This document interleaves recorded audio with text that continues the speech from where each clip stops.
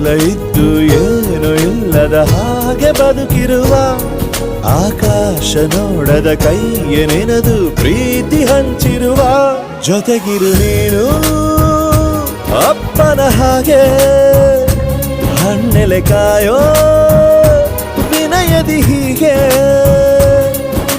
ನಿನ್ನನು ಪಡೆದ ನಾವು ಪುನೀತ ಬಾಳು ನಗು ನಗುತ್ತಾ ಬೊಂಬೆ ಹೇಳುತ್ತೈತೆ ಮತ್ತೆ ಹೇಳುತ್ತೈತೆ ನೀನೇ ರಾಜಕುಮಾರ.